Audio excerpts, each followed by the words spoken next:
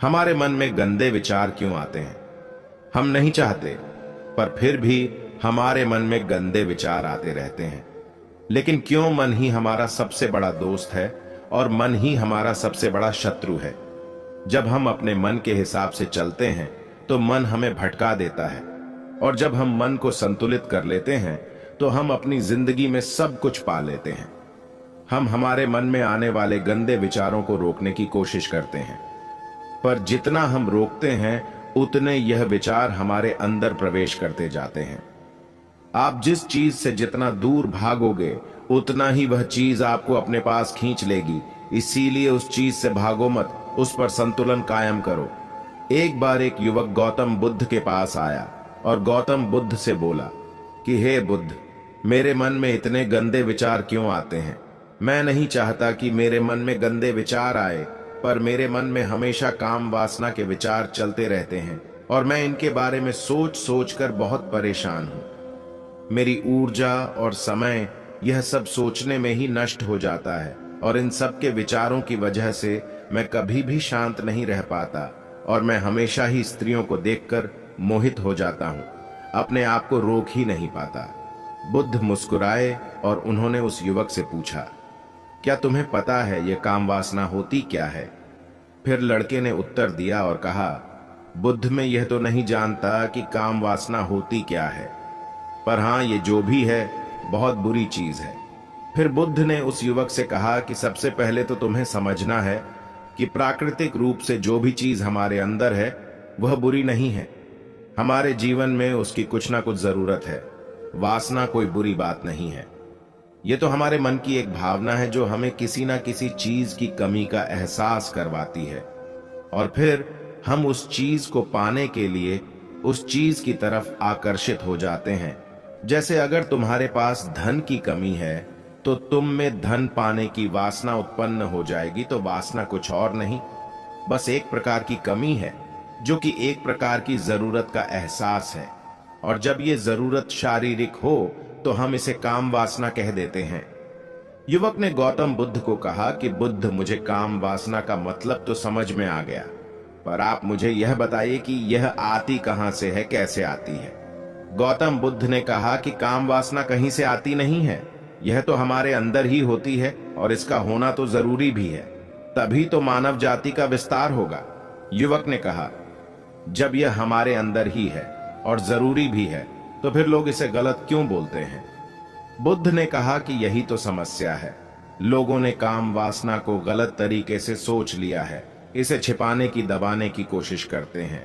काम वासना गलत नहीं है, बल्कि काम वासना का गलत तरीके से प्रयोग करना गलत बात है। लोग जिससे प्रेम करते हैं बस उसी के लिए जीने लग जाते हैं, उसे पाना ही अपना लक्ष्य बना लेते हैं और उसी के बारे में हमेशा सोचते रहते हैं। पर यह सब गलत है। बुद्ध ने युवक से कहा, क्या तुम्हें पता है जानवरों में भी काम वासना होती है? युवक ने उत्तर दिया, हां बुद्ध, जानवरों में भी काम वासना होती है, क्योंकि जानवर भी तो आखिर अपनी पीढ़ी को आगे बढ़ाएंगे। बुद्ध ने कहा, तो फिर हम जानवरों की काम वासना को गलत क्यों नहीं कहते?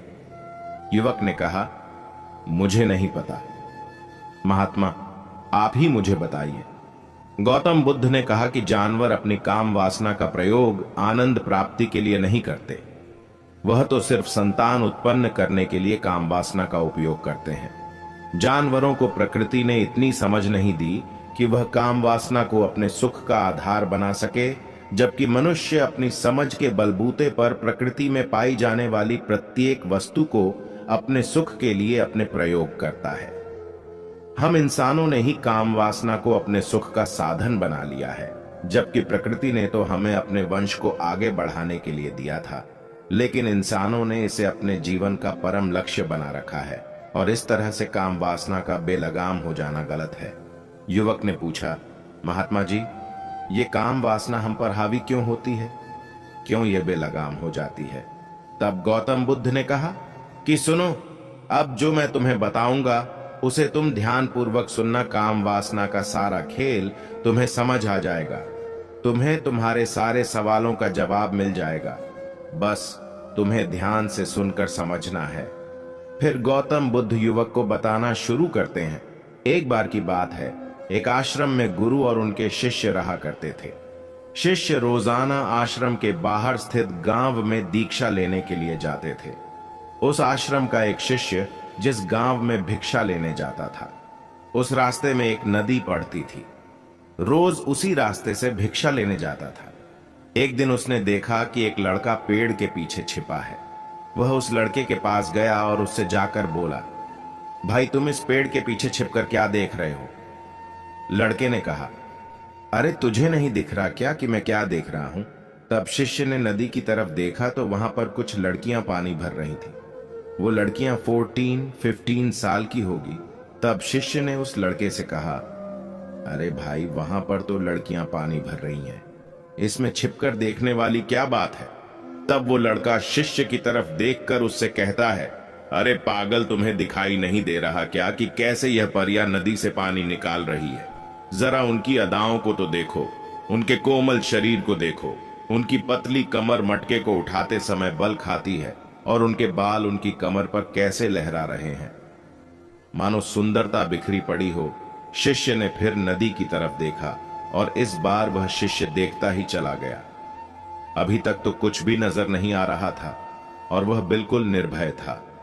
उसे किसी भी बात का कोई डर नहीं था। लेकिन अब वो छिपने लगा और उन लड़कियों को देखने लगा जैसे उसने कोई अपराध कर दिया हो। और जब वो छिपकर उन लड़कियों को देख रहा था, तभी वो अचानक अंदर से कांप गया और उसने कहा कि ये मैं क्या कर रहा हूं? मैं जो कर रहा हूं वो सही नहीं है, मुझे यहां से चले जाना चाहिए। और फिर वह जल्दी से वहां से चला गया। वो आश्रम पहुंच जाता है। आश्रम जाकर वो अपने कार्यों में लग गया। लेकिन जो अभी वह देखकर आया था, वही उसकी आंखों के सामने बार बार आ रहा था। उसके मन में वही दृश्य चल रहा था। उसका मन वही सब कुछ देखने के लिए लालायित हो रहा था। उसका किसी भी काम में मन नहीं लग रहा था। सुबह होते ही वह रोज जल्दी ही भिक्षा के लिए आश्रम से निकल जाता और उस नदी के पास वाले पेड़ के पास जाता जहां पर वह लड़का पहले से मौजूद रहता था। उसके साथ मिलकर लड़कियों को छुप छुप कर देखता था। अब वह रोज ऐसा करने लग गया। यह उसके रोज का काम हो गया। अब उस शिष्य का मन किसी भी काम में नहीं लगता था। वो हमेशा ही किसी ना किसी प्रकार के विचार में उलझा रहता। वो आश्रम के कार्यों को भी ठीक ढंग से नहीं कर रहा था। ना वो ठीक से सो पाता था, ना वो ठीक से खाना खा पाता था। उसका मन बेचैन सा रहता था। उसका मन बार बार उन लड़कियों के सौंदर्य को देखने के लिए लालायित रहता था। जब गुरु भिक्षा देते तब भी उस शिष्य का मन कहीं और विचारों में खोया रहता था। गुरु ने अपने शिष्य की इन हरकतों को भांप लिया था। तब एक दिन गुरु ने शिष्य को अपने पास बुलाया और कहा कि आज से मैं भी तुम्हारे साथ भिक्षा मांगने चलूंगा। तुम और मैं साथ साथ भिक्षा मांगने चलेंगे। तभी शिष्य गुरु को मना करते हुए बोला, नहीं गुरुदेव, आप परेशान क्यों हो रहे हो? मैं अकेला ही ठीक से भिक्षा मांग सकता हूं। गुरु ने शिष्य से कहा कि ठीक है, तुम अकेले ही भिक्षा मांगने जाओ। शिष्य तुरंत वहां से भिक्षा मांगने के लिए निकल गया। शिष्य के जाने के बाद गुरु भी आश्रम से निकल गए और शिष्य का पीछा करने लगे कि वो कहां जाता है, किससे मिलता है। यह सब देखने के लिए उसके पीछे पीछे चलने लगे। थोड़ी दूर जाने के बाद गुरु ने देखा कि उनका शिष्य एक लड़के के साथ एक पेड़ के पीछे अपराधी की तरह छिपा हुआ है और छिपकर कुछ देख रहा था। गुरु भी अपने शिष्य के पीछे जाकर खड़े हो गए कि आखिर उनका शिष्य क्या देख रहा है, जिसे देखने के लिए वो पेड़ के पीछे अपराधियों की तरह छिपा पड़ा है। गुरु ने देखा कि उनका शिष्य पेड़ के पीछे छुपकर लड़कियों को देख रहा था, जो कि नदी से पानी भर रही थी। तभी गुरु ने शिष्य को कहा कि तुम क्या देख रहे हो? अपने गुरु की आवाज सुनकर वह इससे घबरा गया और उसके पसीने छूटने लगे। वह थर थर कांपने लगा, जैसे किसी चोर को चोरी करते समय रंगे हाथों पकड़ लिया हो। उस शिष्य की हालत खराब हो गई। वो कुछ भी नहीं बोल पा रहा था। दूसरा लड़का जो शिष्य के साथ था, वो वहां से भाग गया। शिष्य घबराया हुआ था। उसके मुंह से कुछ टूटे फूटे शब्द ही बाहर निकल रहे थे। वो अपने गुरु से नजर भी नहीं मिला पा रहा था। गुरु ने शिष्य की तरफ देखा और कहा कि मेरा शिष्य तो निर्भय था, उसे तो किसी भी चीज का डर नहीं था, लेकिन ये क्या तुम तो डर के मारे कांप रहे हो? शिष्य ने डरते डरते गुरु से कहा कि मुझे माफ कर दो गुरुदेव, मेरा इसमें कोई दोष नहीं है। उस लड़के ने मुझे बहका दिया था, लेकिन आपसे मैं वादा करता हूं कि आज के बाद मैं ऐसा कभी दोबारा नहीं करूंगा। मुझे माफ कर दो। गुरुदेव गुरु ने शिष्य से कहा कि कोई बात नहीं, पर इस बात का तुम ध्यान रखना कि हम जैसी संगति करते हैं वैसा ही फल हमें प्राप्त होता है। हम जैसी संगति करते हैं उसके विचार हमारे अंदर प्रवेश करते हैं। इसीलिए अच्छी संगति करो जिससे तुम्हारे अंदर अच्छे विचारों का प्रवेश हो। फिर गुरु और शिष्य आश्रम लौट आए और फिर से आश्रम के कार्यों पर ध्यान देने लगा। उसने उस रास्ते को छोड़ दिया और दूसरे रास्ते से जाने लगा। वो अपने काम को ध्यान से करता, लेकिन धीरे धीरे उसके अंदर क्रोध उत्पन्न हो गया और फिर वो दूसरे लोगों पर क्रोध करने लगा और बेचैन रहने लग गया। अब वो सही समय पर भोजन भी नहीं करता था। वो भोजन भी बहुत कम खाता था। एक रात गुरु शिष्य के पास आए और उससे बोले कि अब तक तुमने कितनी बार अपना वादा तोड़ दिया। यह सुनकर शिष्य अपने गुरु के चरणों में गिर गया और रोने लगा। रोते रोते ही उसने गुरु से कहा कि गुरुदेव, मैं कई बार अपना वादा तोड़ चुका हूं, फिर वादा कर लेता हूं, लेकिन हर बार मैं वादा तोड़ देता हूं। मेरा मन मेरे नियंत्रण में है ही नहीं। मैं बहुत कोशिश करता हूं कि मैं अपने मन से सारे बुरे विचारों को निकल दूं, लेकिन मैं चाहकर भी ऐसा नहीं कर पा रहा हूं। फिर गुरु ने शिष्य को कहा कि चलो मेरे साथ। गुरु शिष्य को आश्रम के बगीचे में लेकर गए और शिष्य से कहा कि देखो, यहां पर पुलिया बनी हुई है जिससे नदी का पानी इन पौधों तक आ रहा है और यह पानी एक निरंतर भाव से बह रहा है। क्या तुम इस पानी के बहाव को रोक सकते हो? शिष्य ने कहा, हां गुरुदेव, मैं इस बहाव को रोक सकता हूं। फिर शिष्य ने मिट्टी उठाकर उस नाली में डाल दी। वो पानी थोड़ी देर के लिए रुक गया और फिर थोड़ी देर बाद उस रेत के ऊपर से पानी आ गया। गुरु ने शिष्य से कहा, अरे ये क्या, ये तो पानी रुका ही नहीं। फिर उस शिष्य ने कुछ कंकर पत्थर उठाकर उस नाली में डाल दिए और फिर थोड़ी देर के लिए पानी रुक गया। लेकिन फिर थोड़ी देर बाद ही उन कंकड़ पत्थर के ऊपर से पानी निकल आया। फिर गुरु ने कहा कि शिष्य, यह क्या हुआ? पानी तो फिर से आ गया। तुम तो बोल रहे थे कि तुम इसे रोक दोगे। क्या हम किसी काम को रोकना चाहे तो क्या हम उसे रोक नहीं सकते? तब शिष्य ने कहा, कोई बात नहीं गुरुदेव, मैं इस पानी को तो आपको रोक के दिखाऊंगा। फिर वह एक बड़ा सा पत्थर लेकर आया और उस नाली पर डाल दिया और पानी रुक गया। तब गुरु से कहा कि देखा गुरुदेव, मैंने कहा था ना कि पानी को मैं रोक दूंगा। मैंने पानी को रोक दिखाया। आपकी बात मैंने पूरी कर दी। गुरु मुस्कुराए और बोले, अच्छा, जरा ध्यान से देखो, पानी रुक गया। क्या वो तो पीछे की नाली तोड़कर बाहर आ गया और अगल बगल से बह रहा है। और ध्यान से देखो, इस पत्थर के आगे भी आ गया और ये पानी अपना रास्ता बदलकर फिर से आगे की तरफ बह जाएगा। और फिर थोड़ी देर बाद ऐसा ही हुआ। फिर गुरु ने शिष्य को समझाया कि तुम्हारे साथ भी तो ऐसा ही चल रहा है। तुम बार बार प्रयास कर रहे हो, बड़े से बड़ा प्रयास कर रहे हो, पर हर बार तुम्हारा प्रयास टूट रहा है और यह हमेशा टूटता ही रहेगा। तुम कितना भी बड़ा पत्थर रख लो, लेकिन पानी तो अपना रास्ता बना ही लेगा। यह सब देखकर गुरु से कहा कि हे गुरुदेव, क्या कोई तरीका नहीं है जिससे मैं गंदे विचारों से बाहर निकल सकूं और यह मेरे मन में आए नहीं। गुरु शिष्य को एक नदी के पास ले गए जहां से उस बगीचे में पानी आ रहा था। गुरु ने शिष्य से कहा, वो पानी इसी नदी से जा रहा है। अगर हम यहीं से उस रास्ते को बंद कर दें जहां से पानी बगीचे में जा रहा है, तब क्या हम पानी को रोक नहीं सकते? शिष्य ने कहा, हां गुरुदेव, अवश्य ऐसा हो सकता है।